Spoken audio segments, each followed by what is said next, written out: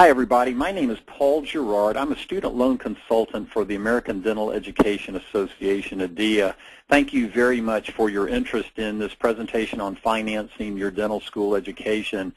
We hope that this presentation will support and enhance the information you may have already received from the dental school you're planning to attend as you work very closely with the professionals in the financial aid office as you put together a financing plan for your dental school education. We're going to cover a number of things in today's presentation. In the first part, we're going to look at some comments on the cost, and then in the second part, we'll look at some information on student debt and your actual student loan portfolio, what you might be borrowing for dental school. We're going to talk about the changes that have happened in terms of legislation and how that can impact your borrowing and repayment. And perhaps, guys, some things to keep on your radar screen as you go through dental school. And then we'll certainly wrap this up with some resources for you and perhaps a to-do list, some action items for you as you go forward.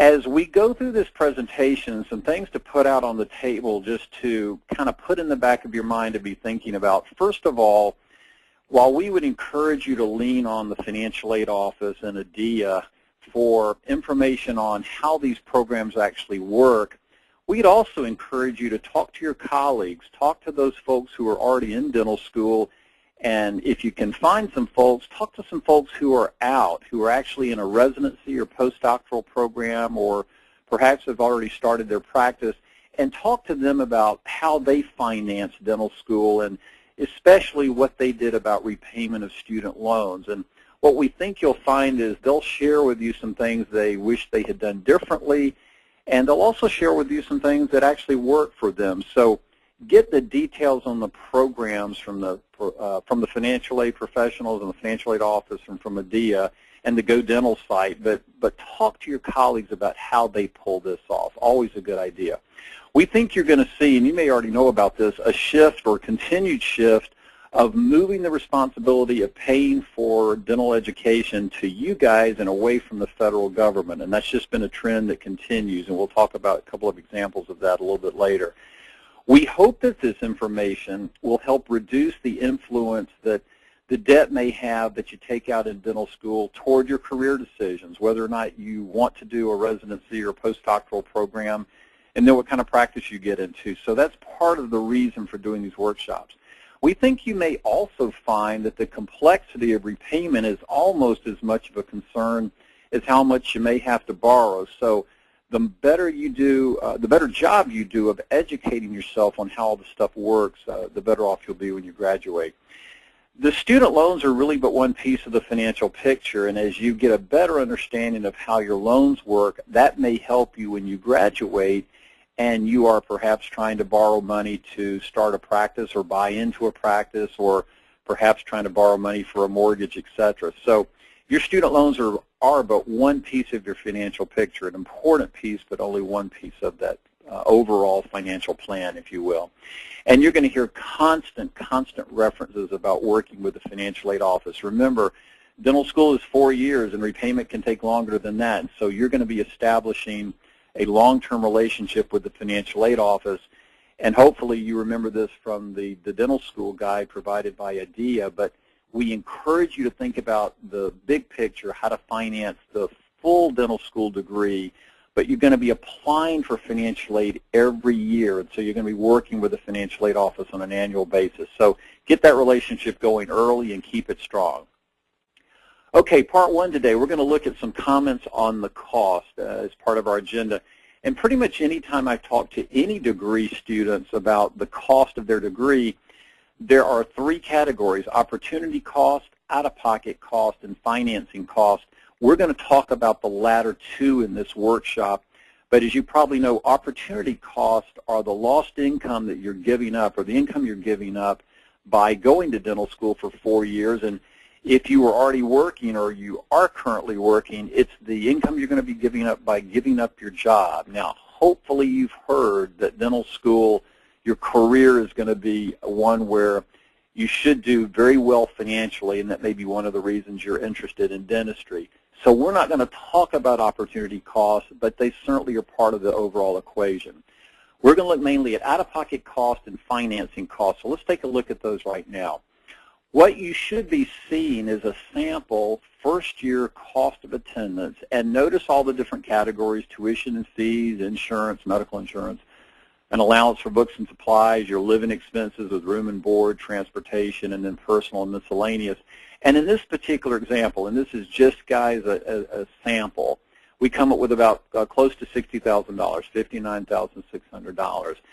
And you may not see the categories listed exactly this way at your school, but if you go to the school's website or you contact the financial aid office, you'll see the cost of attendance. It's also called a student financial aid budget.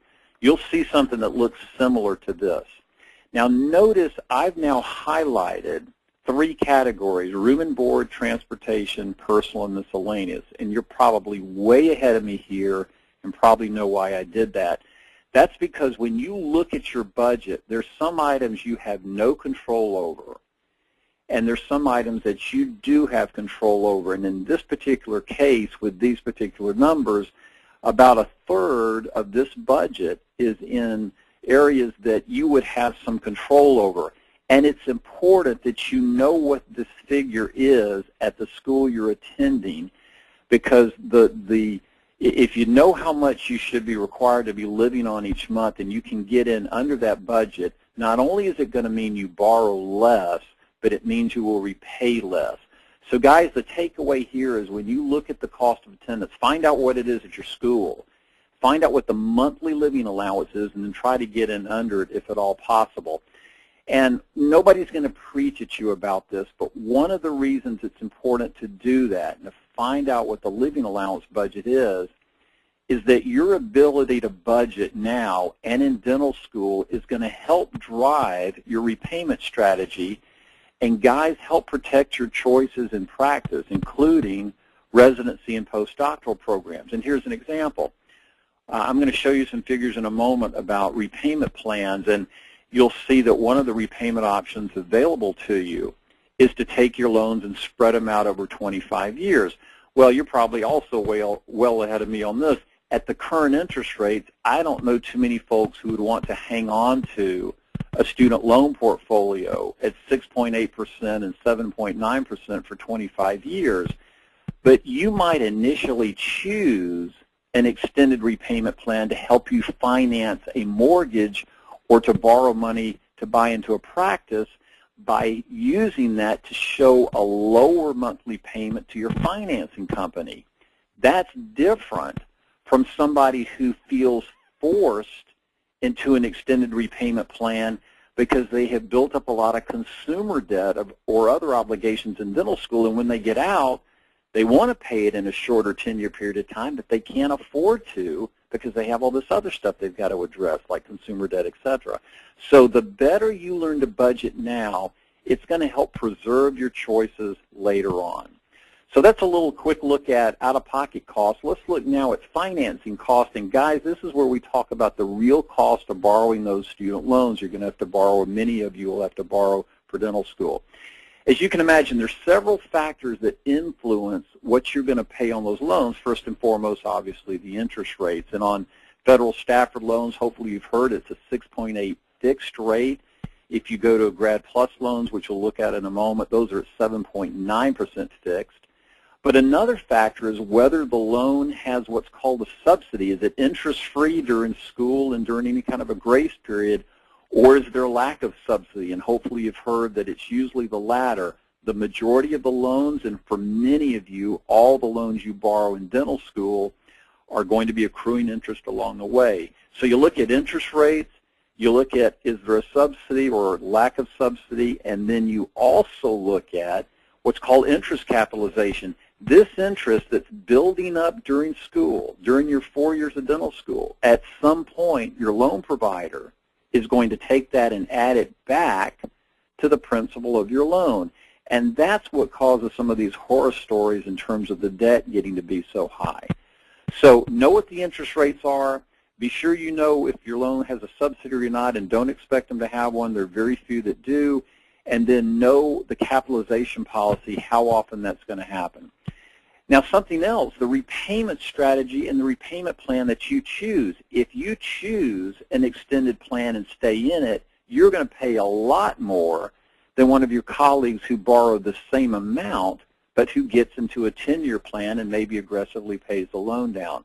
And notice you don't really have a lot of control, if any at all, on the interest rates, the subsidy, and capitalization policy, but you do have control over the repayment strategy and the repayment plan that you choose.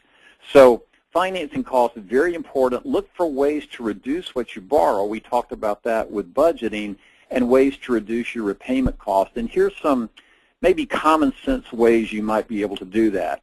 First of all, be absolutely sure you meet all financial aid office deadlines, because remember, you may hopefully be applying for grants and scholarships, and information is available in the financial aid office about how to do that and how not to miss deadlines. You don't want to miss out on free money if it's available.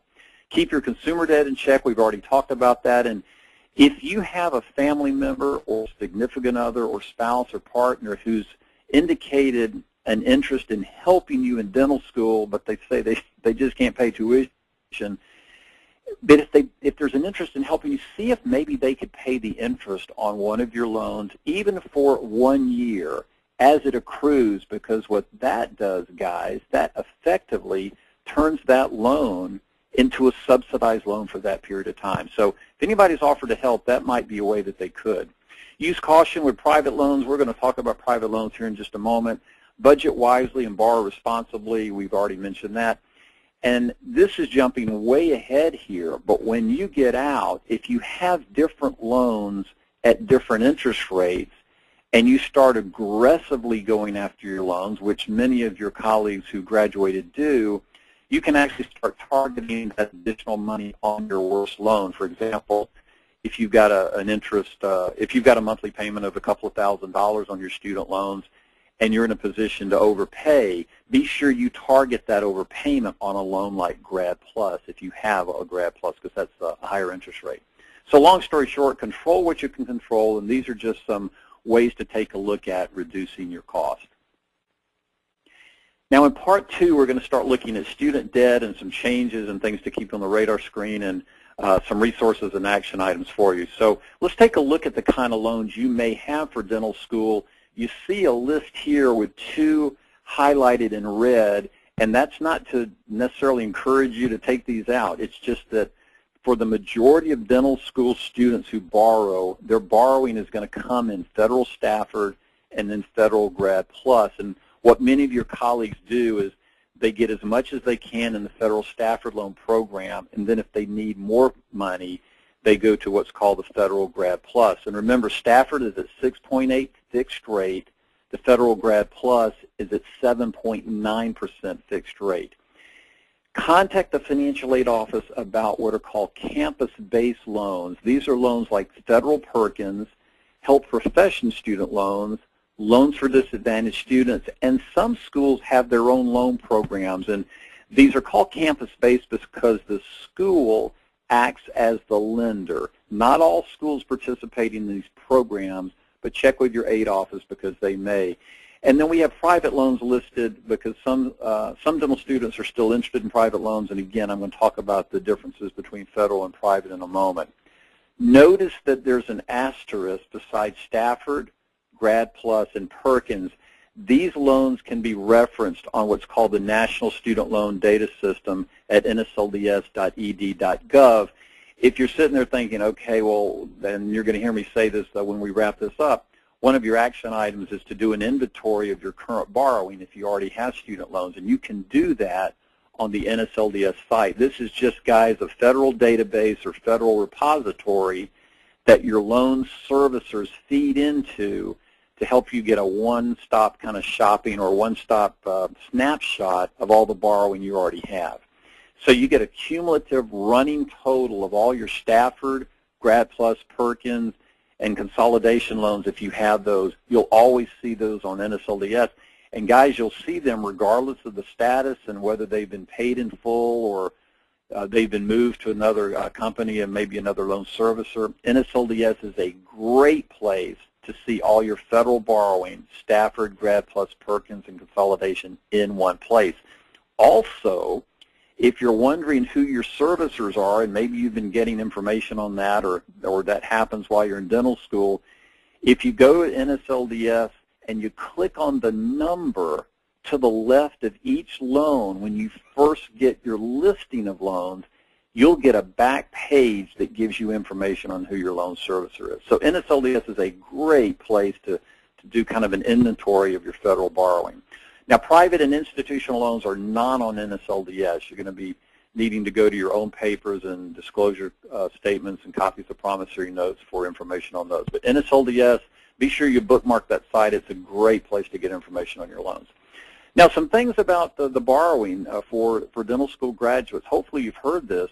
Dental school graduates are in the top 5% of wage earners in the United States. So there's a great confidence that even though you borrow, you're going to be able to effectively pay these loans back. And you probably already know this, but one of the reasons for that is, without getting into specific percentages, the majority of dental school graduates are going to enter the income stream faster. And this is no adverse comment on your colleagues in the other health sciences disciplines, but because of dental school and moving into the income stream faster, you may be in a position to aggressively pay your loans off sooner than someone who, for example, is required to do a residency program.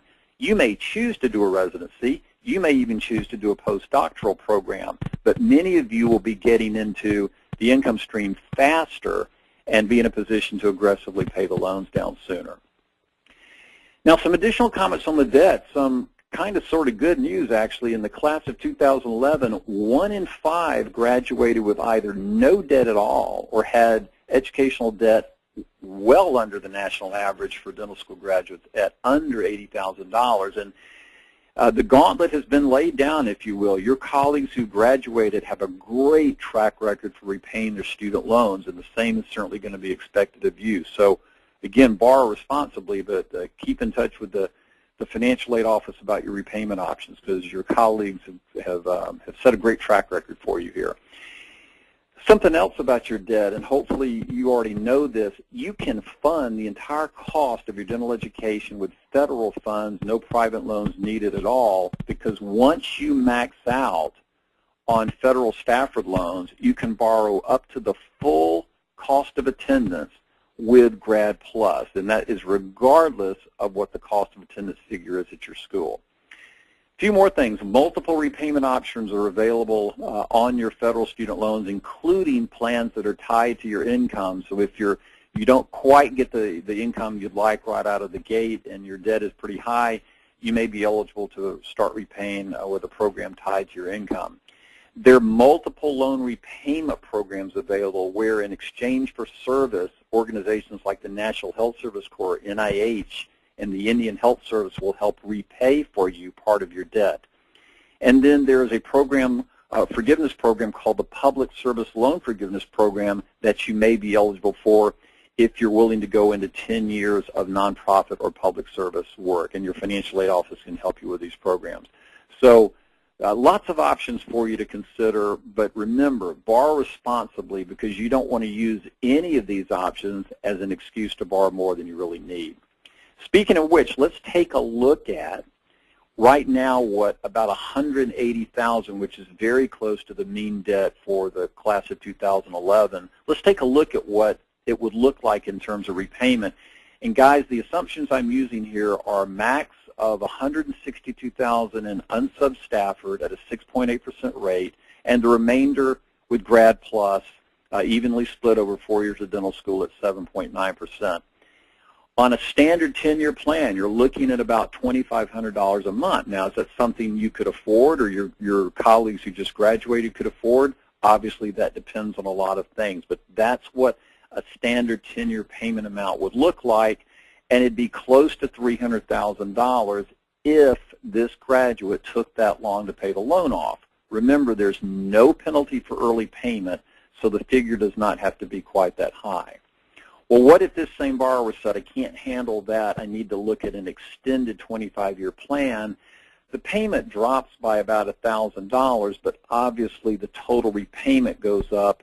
But guys, once again, that's if the loan is held for the full 25 years. This is an example of somebody who might initially get in a 25-year plan to get a more affordable payment and then could aggressively pay the loan off. So we'd encourage you, and I'm going to mention this before we wrap this up, we'd encourage you to run repayment numbers every time you take out a new loan so you always know what your current repayment looks like. Now, we mentioned federal versus private loans, and for a number of years we've not even had to discuss private loans, but because some of the interest rates on some of the private loans have dropped, in some cases pretty dramatically, and some would, to be perfectly honest, a lot of folks actually think the interest rates on the federal student loans are pretty high at 6.8 and 7.9, all of a sudden there's been an interest in some borrowers of, well, should I consider borrowing private loans? Let's take a look at the differences. And I think it's safe to say that nobody's going to be heavy-handed about this, but guys, the general rule of thumb is always go federal first before you'd ever remotely consider a private loan. And I think when we go through this slide, you'll see why.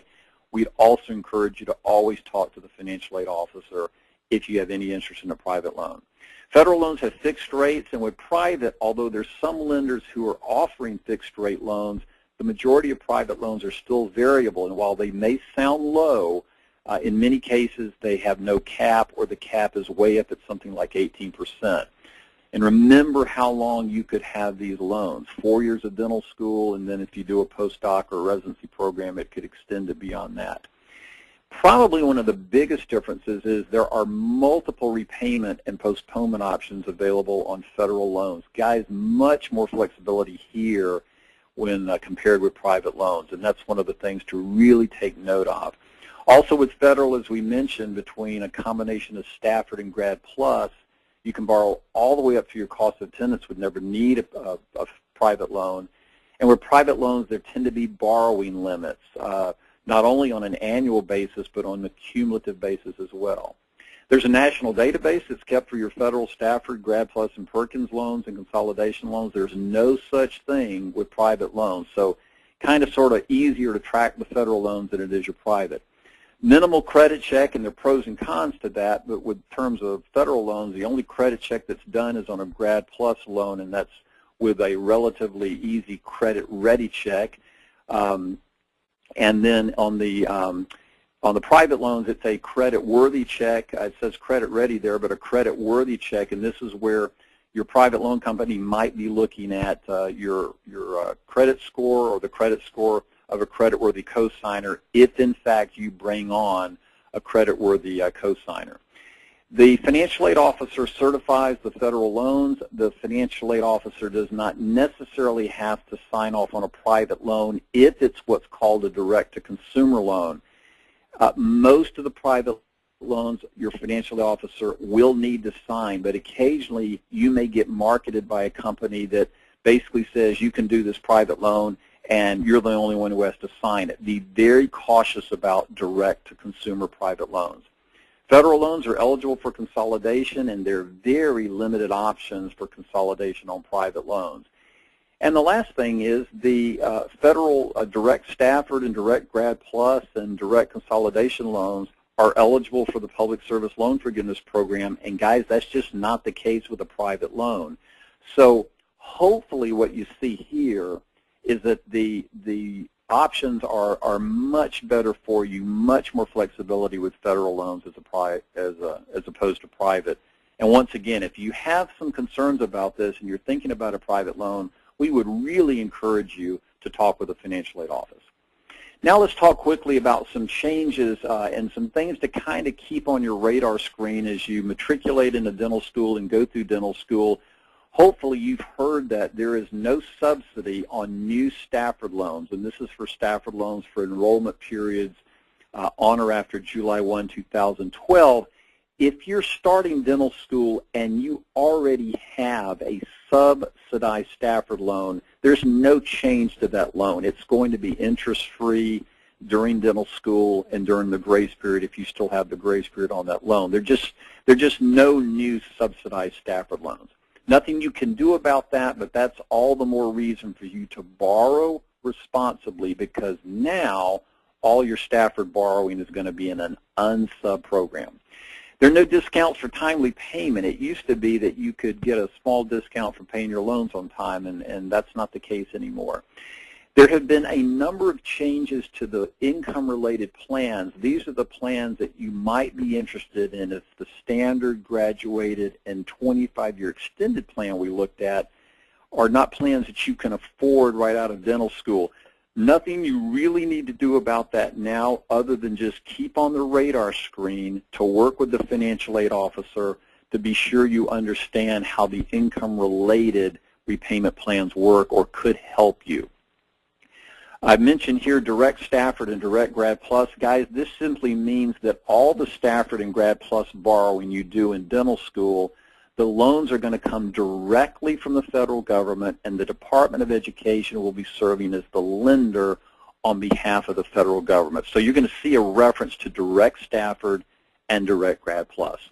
Something else to keep on the radar screen, although there is a commitment by the Department of Education to be sure that you only have one servicer for all the loans that they make for you and that they own of yours, there are many servicers out there now, and occasionally, as you may already know, your loans are moved from one servicer to another. So always be sure you open mail that looks like it's student loan related, and remember you can go to the NSLDS site to see who your loan servicer is, and hopefully all the loans you're going to be taking out will be with one servicer.